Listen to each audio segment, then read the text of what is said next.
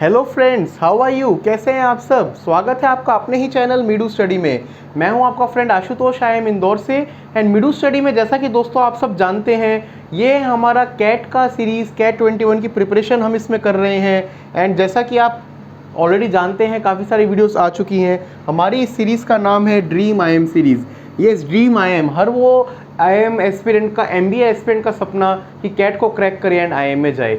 And हमारे मीडू study के programme में हम 75 डेज एंड 75 वीडियोस में इसी ड्रीम को रियलाइज़ कर रहे हैं। तो चलिए आज की बात करते हैं। आज की वीडियो हमारी लॉजिकल रीजनिंग LR सेक्शन की है।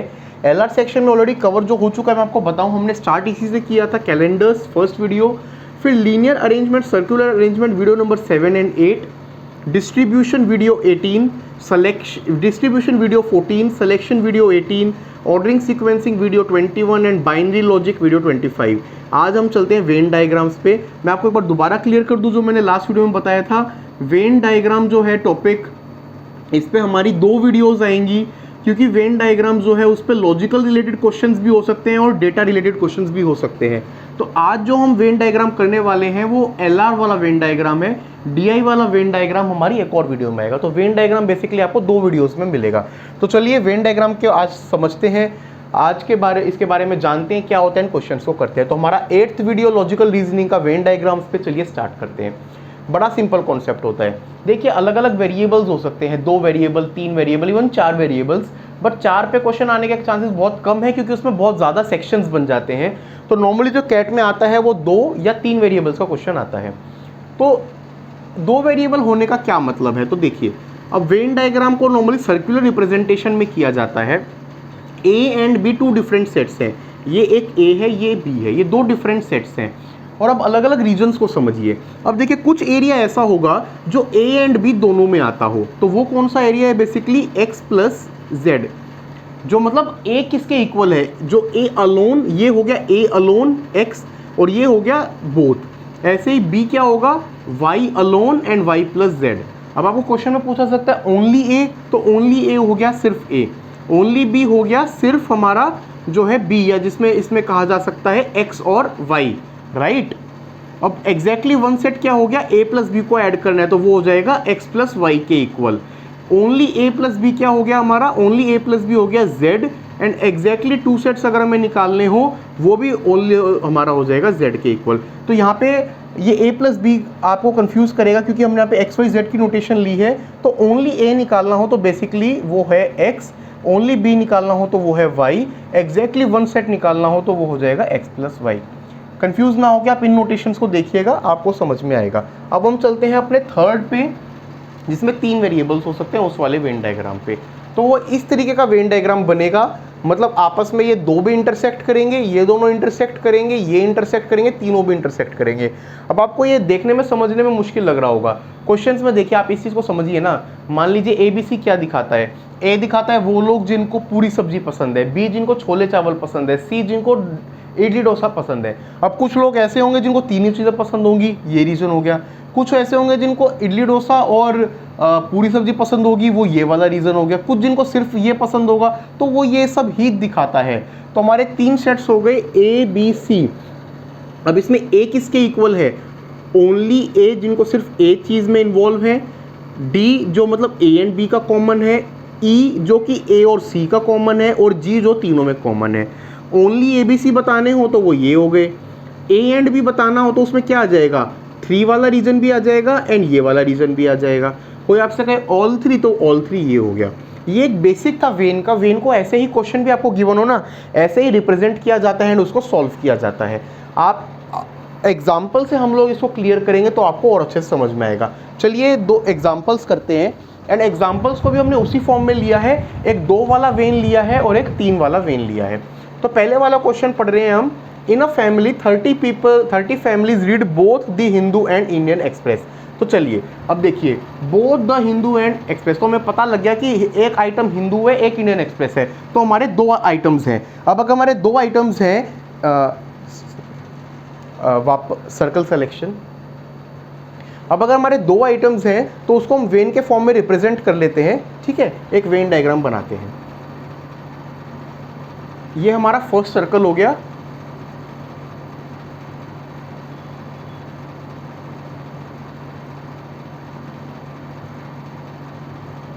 एंड ये मान लीजिए हमारा सेकंड सर्कल हो गया, राइट। अब हमारे 2 सर्कल्स हमने बना लिए, तो एक एरिया है जो सिर्फ इसमें है, एक इसमें है, एक कॉमन एरिया है। अब इसको हम सॉल्व करते हैं। Pen. 30 families read both TI and Hindu, 40 read neither, 40 and 50% read Hindu and Indian Express. तो मान लीजिए हमारा फर्स्ट सर्कल जो है, ये वाला सर्कल, ये दिखाता है हिंदू को, और ये वाला सर्कल दिखाता है इंडियन एक्सप्रेस को, ठीक है। अब एक रीजन है जो इसमें नहीं आएगा, वो नन वाला है। अब इसको बनाते हैं। 30 रीड बोथ, तो बोथ वाला मतलब एक कॉमन एरिया, ये कितना आ गया 30। आप इस साइज में मत जाइए, आप एरियाज को देखिए, ये कितना आ गया 30। 40 फैमिली रीड नाइदर, तो 40 मतलब यहाँ बाहर है, वो न्यूज़पेपर पढ़ते ही नहीं है। 40% रीड द हिंदू, तो हिंदू कितना है 40%। 55% रीड इंडियन एक्सप्रेस, ये हो गया 55%, राइट। अब इसको सॉल्व करने की हम कोशिश करते हैं। अब हिंदू प्लस ये, तो ये वाला एरिया मान लीजिए, ये इसको स्मॉल a से रिप्रेजेंट कर लेते हैं एंड इसको स्मॉल b से रिप्रेजेंट कर लेते हैं। तो a प्लस 30 हमारा कितना होगा? अब यहाँ पे इक्वेशंस बनाते हैं। a प्लस 30 हमारा कितना है 40%, एंड ऐसे ही b प्लस 30 हमारा कितना है 55%। ये 2 इक्वेशंस हमें पता लग गई। अब देखिए ये मिला के कितना है 40 प्लस 55 95%, तो a प्लस b प्लस 60 हो गया 95%, करेक्ट। अब ये सब मिला के प्लस जो नाइदर वाला एरिया है वो 100% होगा, तो हम कह सकते हैं कि a plus b plus 30 plus 40 जो नाइदर वाला एरिया है, दिस इज 100%। अब इन दोनों इक्वेशंस को हम सॉल्व करेंगे तो उससे हमें क्या मिल जाएगा? अगर मान लीजिए हम इन दोनों को सब्ट्रैक्ट करते हैं तो a टर्म्स कैंसिल हो जाएंगी, b टर्म्स कैंसिल हो जाएंगी, करेक्ट। हमें जो है किसकी वैल्यू मिल जाएगी? जो हमारा लेस वाला एरिया है, उससे हमें पता लग जाएगा कि 40 माइनस 30 यहाँ पे आ जाएगा ना, 70 है, ये 60 है, 10, तो 5% जो है वो किसके इक्वल है? 5% अगर मान लीजिए इक्वल है 10 की किसी चीज़ का, तो टोटल सेट कितना हो जाएगा? ये हम सब कैलकुलेशन करें तो टोटल सेट निकालने के लिए, तो टोटल सेट कितना हो जाएगा? 200 हो जाएगा। टोटल सेट हमने निकाल लिया 200। अब टोटल सेट हमारा 200 आ गया तो हम इजीली निकाल सकते हैं ना। हमारी a की वैल्यू क्या आ गई? 40% ऑफ 200 80 हो गई। b की वैल्यू कितनी आ गई? a आ गया हमारा, a प्लस 30 हमारा आ गया 80, तो a आ जाएगा 80 माइनस 30 50, क्योंकि देखिए 40% में तो कॉमन वाले लोग भी आ रहे हैं ना। ऐसे ही b कितना आ जाएगा? b आ जाएगा 55% माइनस 30, तो उससे b की वैल्यू कितनी आ जाएगी? b की वैल्यू आ जाएगी 80। तो a एंड b हमने निकाल लिया, तो हमें a की वैल्यू पता लग गई, b की वैल्यू पता लग गई, कॉमन पता है, नाइदर पता है। अब एक बार अपने क्वेश्चंस पे चलते हैं एंड इसको इन्फॉर्मेशन को यूज़ करते हैं। तो सबसे पहला क्वेश्चन हमारा इस सेट पे क्या कह रहा है? फर्दर सो सबसे पहला क्वेश्चन हमारा जो है वो क्या कह रहा है? How many families are there in colony. तो उसके लिए तो हमें बैक जाने की भी जरूरत नहीं है, अभी हमने निकाला ना टोटल सेट कितना है। टोटल सेट है 200, तो 200 फैमिलीज हैं, वही हमारे फर्स्ट क्वेश्चन में पूछ रहा है, तो आंसर हो गया हमारा 200। चलते हैं अपने अगले क्वेश्चन पे straight away.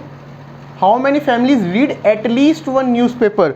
So at least one newspaper कौन सी फैमिलीज पढ़ती हैं? या तो जो ओनली ए पढ़ती हैं, या वो 30 फैमिलीज जो दोनों पढ़ती हैं, या जो ओनली बी पढ़ती हैं। अभी क्योंकि जस्ट अभी हमने सॉल्व किया है तो ये सारी वैल्यूज हमें याद है ही। ए 50 था, प्लस 30 एक वैल्यू है, प्लस बी हमने निकाला था 80। सो 80 प्लस 50 130 प्लस 30 160। सो 160 फैमिलीज एटलीस्ट वन न्यूज़पेपर पढ़ती हैं। आप इसको इस तरीके से भी कर सकते हैं कि आपको गिवन है कि 40 फैमिली कुछ भी नहीं पढ़ती, 200 में से 160 को घटा दीजिए, 40 को 160 आ जाएगा। What percentage of total number of families read at most one newspaper? तो at most, तो देखिए at least at most इनको समझिए। at least का मतलब कम से कम एक, at most का मतलब ज़्यादा से ज़्यादा एक। तो at most में 0 भी आता है एंड 1 भी आता है। तो 0 कितनी फैमिलीज पढ़ रही हैं? 40 फैमिलीज जो कुछ भी नहीं पढ़ रही। एंड 1 कितनी पढ़ रही हैं? 1 पढ़ रही हैं हमारी जो हमने निकाला था 50 प्लस 80, तो 130। इनको दोनों को जोड़ेंगे तो 170। तो 170 ऐसी है जो एट मोस्ट वन न्यूज़पेपर पढ़ती हैं। तो ये कितना हो गया? 170 अपॉन में अपना 200 इंटू 100%। इसको जब हम सॉल्व करते हैं तो वो आ जाता है 85%। आप इसको दूसरे वे में भी कर सकते हैं, एट मोस्ट 1 निकालना है तो मतलब ओनली 2 वाले माइनस करने हैं ना। ओनली 2 वाली कितनी थी, 30 फैमिलीज, 30 अपॉन 200, 15% आ जाएगा, उसको सब्ट्रैक्ट कर देंगे टोटल सेट से। तो आप किसी भी वे में इसको अप्रोच कर सकते हैं। चलते हैं अपने नेक्स्ट क्वेश्चन पे। नेक्स्ट क्वेश्चन में क्या पूछ रहा है, what percentage of total number of families read the Hindu only. So the Hindu वाली हमारी कितनी फैमिलीज आई थी, दी हिंदू वाली हमारी 50 फैमिलीज आई थी ना, जो हमारी ए की वैल्यू थी। अब 50 अपॉन 200 इंटू 100%, ये हमें इस क्वेश्चन में करना है। 25% इज द करेक्ट आंसर। तो देखा आपने, वेन डायग्राम बनाने के बाद हमारा क्वेश्चन कितना सिंपल हो जाता है, कितना इजीली हम उसको सॉल्व कर सकते हैं। तो ये हमारा क्वेश्चन था 2 वेन के ऊपर, जिसमें 2 केसेस थे। अब अपना अगला क्वेश्चन हम करेंगे जिसमें 3 केसेस गिवन है। तो पहले एक वेन डायग्राम को बना लेते हैं। इसमें वेन डायग्राम को बनाने के लिए पहले हम क्वेश्चन को रीड करते हैं। Among 450 employees of a company 190 are members of A, B and C, इस तरीके से हमें गिवन है। तो चलिए इसको हम पहले ड्रॉ करते हैं एंड इन्फॉर्मेशन को उसी में रिप्रेजेंट करते हैं।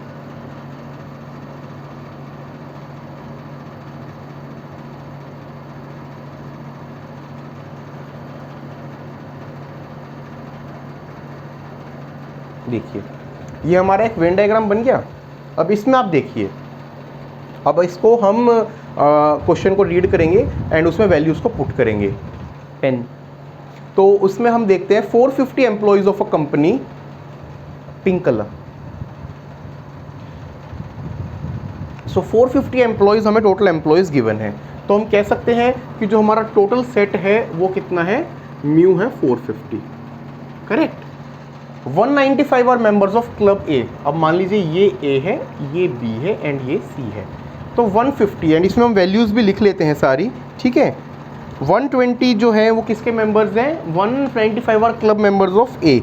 तो मान लीजिए ए जो है हमारा कितना है, 195।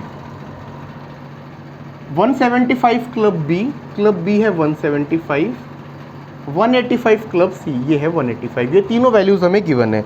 इसके बाद हमें ये क्या कह रहा है, इसके बाद हमें ये कह रहा है 55 are club A and B. अब यहाँ पे हम वेरिएबल्स को रख लेते हैं ताकि उसको सॉल्व करना हमारे लिए ईजी हो।